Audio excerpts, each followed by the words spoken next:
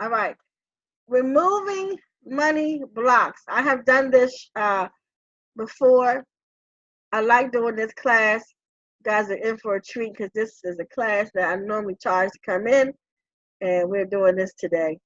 Uh, just, just feel like we should be doing it today. Removing money blocks is the name of this class. And I promised Miss Regina, Miss Regina, that I will call her up first. I do not see her here. I'm going to give her a few minutes to come up. But if you want me to call you up, please just raise your hand. On the side of this computer, you can raise your hand. I don't really know how you can do it, but I know you can do it. So I think you just hit the more button, and then it'll say raise your hand and all of that. Um,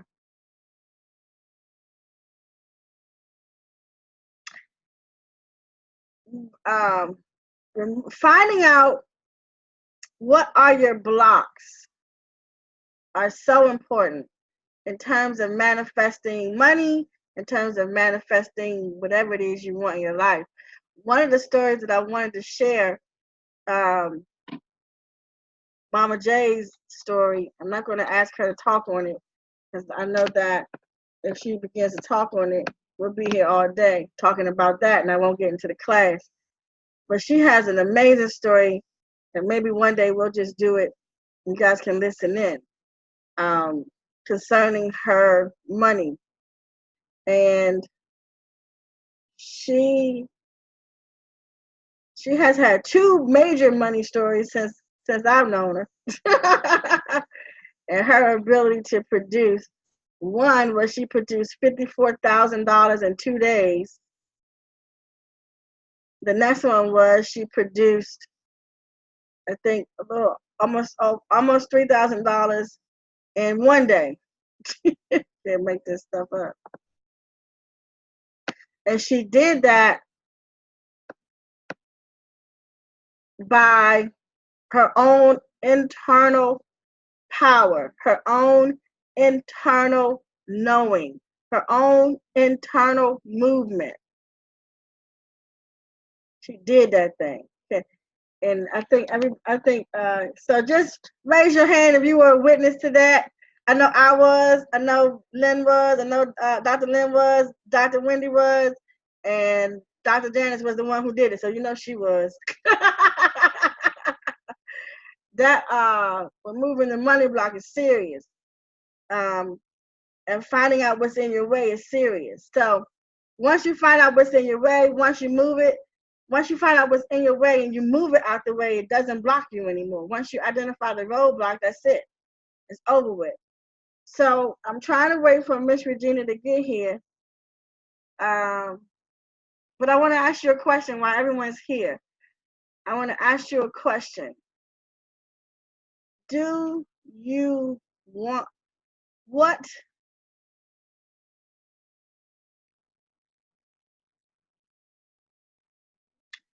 I'm gonna ask you a couple questions.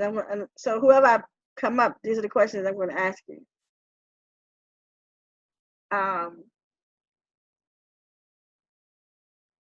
do you want money,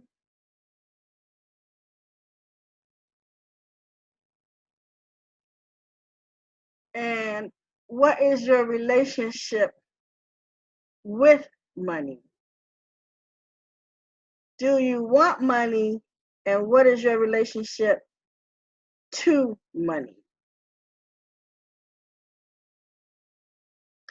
Now, I have to leave here at 2 o'clock, 2:15 at the latest.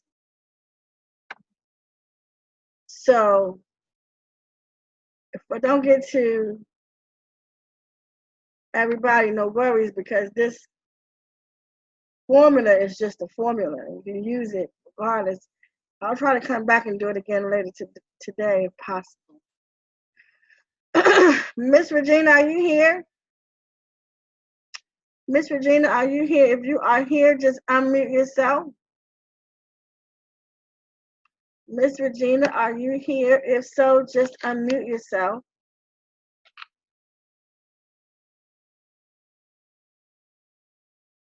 And you can just come inside the Zoom link, everybody here.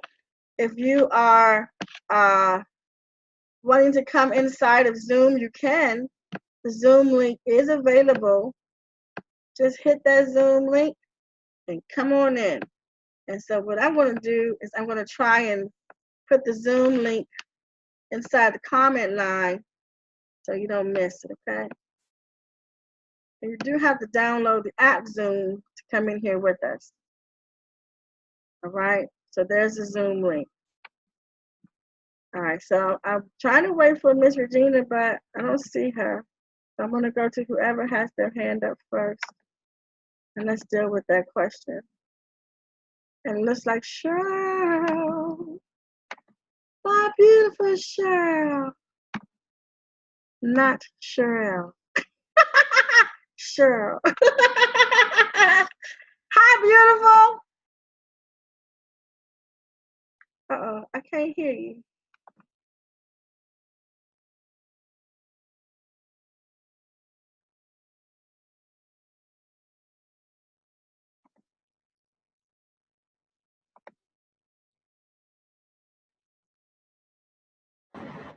There you go. Okay. All right, good. So. How are you, beautiful? Oh, doing good. Thanks for asking. And I'm going to receive that word beautiful and soak that in. That's right. So, are you driving? Yeah. Uh-oh. All right. You want to do this and be driving? I mean, I got about an hour drive so to my next. Oh, okay. Okay. All right. So here we go. What is, this thing is just tripping. What is your relationship with money? What is your relationship like with money? Okay. Mine is kind of like a complex answer, I believe, because growing up, I can't hear you. Oh. Just turn your volume up. I can hear you, but the volume is just low. Okay, I'm gonna. I hear you perfectly now. Well, I can't hold it like this. I'm gonna put it on my shoulder, so you just gonna see the top of the van, okay? That's fine. Okay, cool. All right, so mine is a little complex because of how I grew up and the belief system that I had that you had to be kind of like in poverty in order to be close to God. That's how I understood how I was raised from the Catholic background. And so I didn't necessarily I didn't really want to believe. I thought that was maybe for priests, but it still stuck with me. But as I got older, I was like, I don't really want that type of lifestyle. And so, but I was always taught that rich people got in trouble with God, or they just didn't believe in God. And I wanted to be close to God, so I was like telling myself, well, I don't want to be rich, but I don't want to be broke either. And so, once I grew up, I did make money and I could live on my own, and I started saving. But then I started helping people to the point where I would give my last. And now, currently where I am is, trying to do businesses, but it seems like people don't support me and what I do, and of course, unless it's free, or or if they'll pay, it's for, some people might pay and some people don't want to, they're not sure, they're not, so my relationship with money has been a struggle. And so I've been in different businesses where, had a salon, I did good for a little bit, but then I struggled with it, and then I had to close it and then sell off the furniture. Other health and wellness businesses. Like I said, if I do stuff for free, I get so many people on my live. They always want to listen, but when it comes to purchasing things, they'll prefer to get it somewhere else or from somebody else. So my relationship with money, it's like, I don't know if it's coming from a fear of me making it, a fear of me being rejected. I'm not sure. I love what you just said. One of the things that, uh, even as a child, I guess, that you knew about money is that if you had a lot of money, it would take you further away from God. And if you had a little bit of money, you were closer to God. And that when you created your businesses, people would come and listen until it was time to pay you for something, a service or product, then they would want to buy it somewhere else. Did I get that right? Well, yeah, the most, especially more like the health and wellness, not with the salon. They either didn't come or they did come, but I still struggled, So mainly with the health and wellness, definitely. I say, mainly with the health and wellness. Do you consider health and wellness close to God? I consider that as the biggest part of why I'm here, my purpose. I say. Do you connect your purpose to your divine purpose?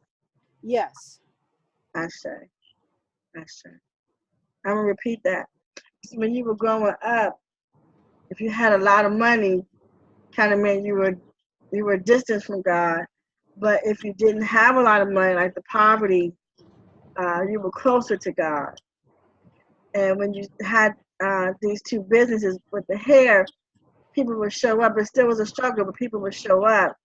But with the wellness business, they would show up, but they wouldn't pay. They would rather pay somebody else. They would listen to you, but they'd rather pay somebody else. Right. And the other part to it is, even it's like, definitely yes to what you just said. And then the other part is, they would be afraid to, take my advice. So it seemed. I say. Some, yeah, it's like I'm being questioned. I say. I say. And that's in the wellness department. Yes. And the wellness department is your divine calling. Yes. In the wellness department, divine calling, that would be the part that's close to God. Yes. I say. Do you know why in the wellness department that the financial part is a struggle, or why they won't pay? Uh, hmm.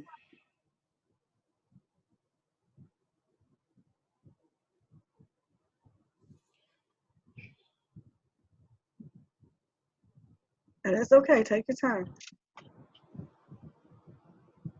You think about wellness, the wellness I, part. I think people are so afraid of taking alternative, the alternative route. They're like used to being taking prescriptions, and then you have so many people that have to take certain types of medications, high blood pressure, diabetes, and blah blah blah, and so they're not sure if what they're taking mixes in with the alternative stuff. And even like sometimes when I would give people certain things and it would help them, but their doctor would be like, no, but that means we got to change your prescription even though this is helping you, and we don't want to change your prescription. So they would stop taking the stuff that I would give them, or just not take a chance at all. Okay, I'm sure. So you say that the impact on healing yourself, or the natural way of going, alternative way, society as a whole, and doctors have kind of hindered that ability for people like you who are in the wellness industry to create wealth from that place. Can you say that one more time?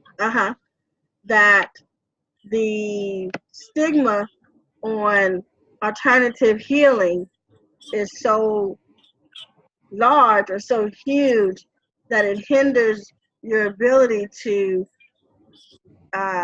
sell or be successful in that industry.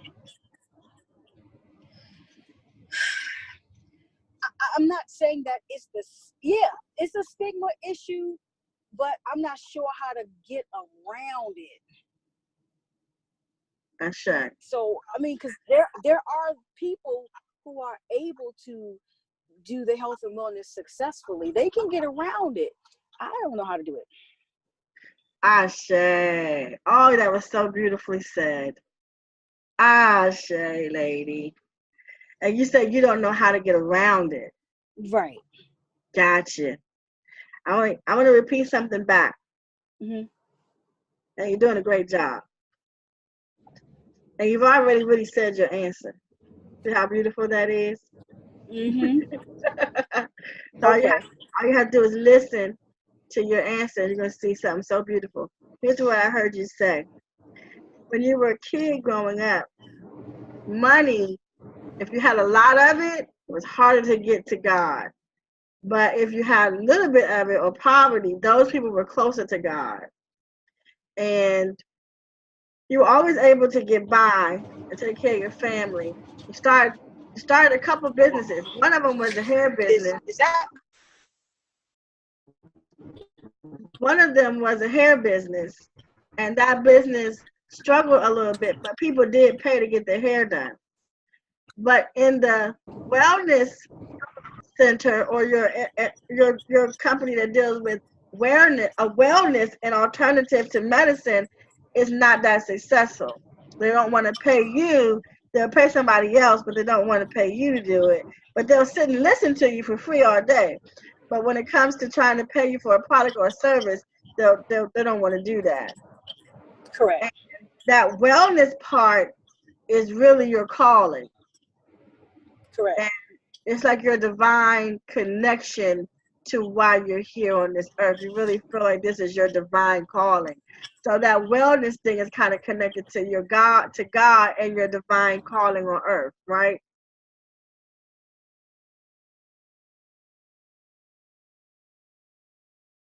Yes.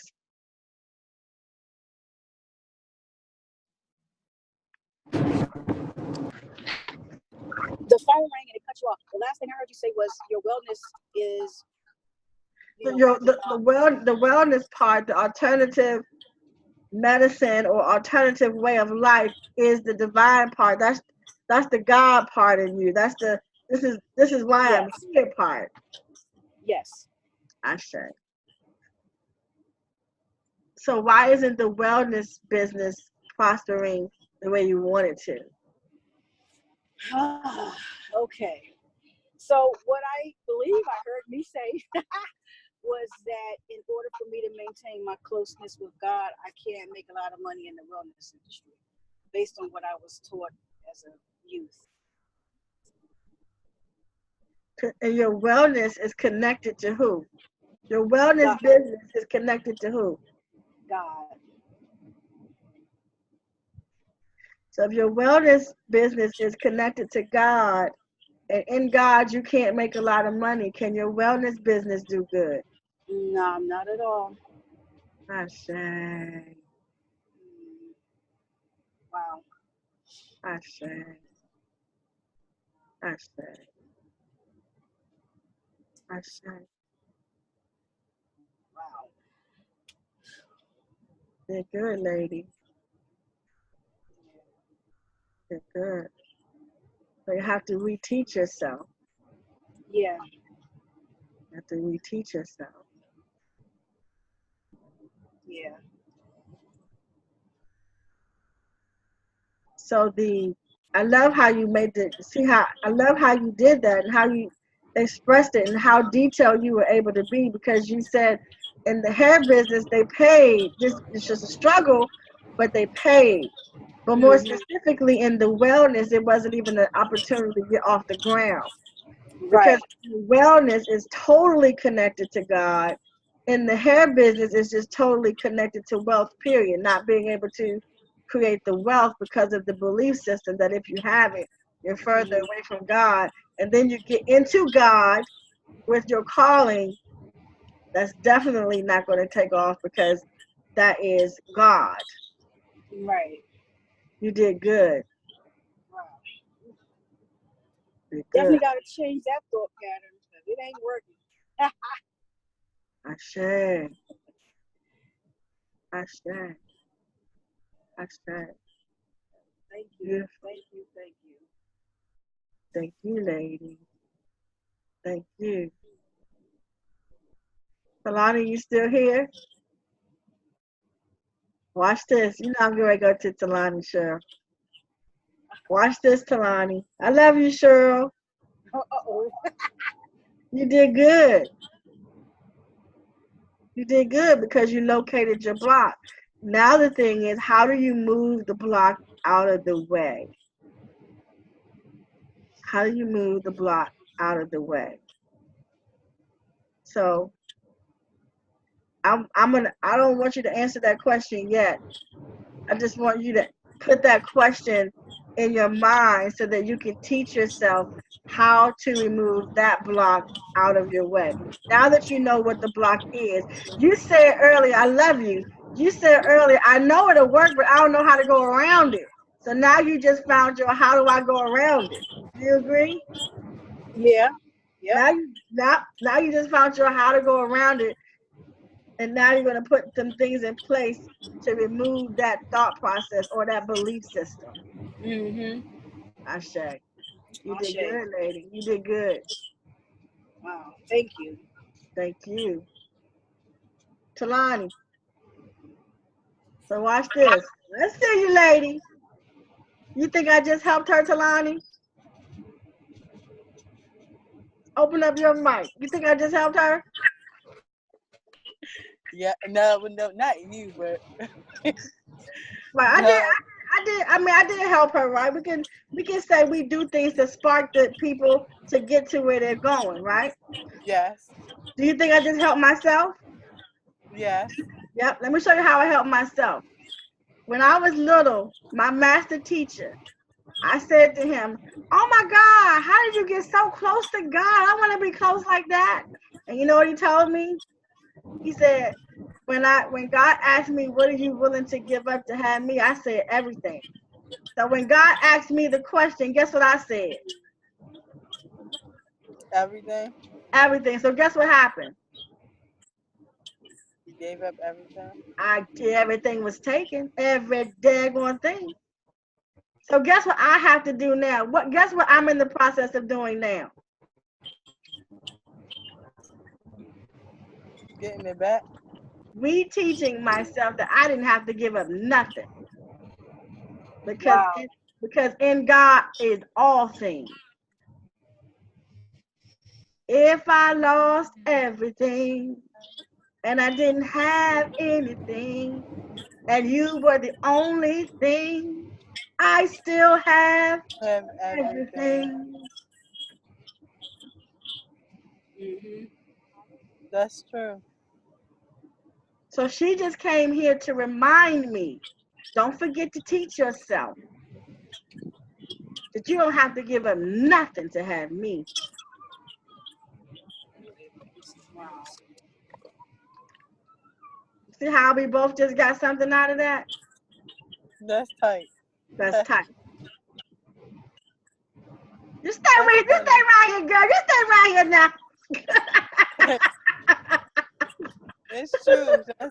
That's funny. It's funny we've been having this conversation because my friend that I'm always with, Courtney, it's like we realized like probably like 2, 3 weeks, maybe it's like 2.5 weeks ago. When talking to each other, it's like talking to ourselves because it's literally like we go going through like something of the same sense when it comes to relationship wise or just people wise in general. And it's like giving her advice, I give my own self advice. She giving me advice. She gives her own self advice. It's like you talking to yourself, literally. I said, you're always talking to yourself. I said. I just wanted you to know that. I just wanted you to see that. I Now I'm got going it. back to Sherrill. Now that you got your block, what you gonna do? Oof. I want to retrain myself and feel okay that it's okay to have everything. Because I literally, when you said you had lost everything, I was like, wow, that literally just happened where I lost everything except my kids. I said. Yeah, buddy. And so, yeah, I like the fact that I know I'm going to be retraining my thought process and that was never healthy nor true. I said. I said. I said. Who took your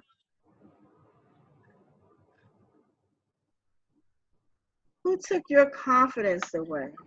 Wow, that's powerful. Oof. You know what? I'm not gonna lie, and I don't care that this is live. My family did. Um, they did. I know I was a part of that, giving it away. Honestly, um, so combination, all of us. I You know, said. a lot of it. It wasn't just me, but I came with the part of being rejected, even from them, and them not believing in me, and if I made mistakes, them I said. I said. or making me for failing. I said. I said. You're good, lady. You know, we would even though yeah. I mean, I know better now, but I don't know if I ever forgave myself back then, and it may have, just been something that I held on to for failing, and you know, looking down on myself like at times they were doing. I said. I said. So we have to do the healing in that space. Yeah, Yeah. So that when you speak, it is you that they get from.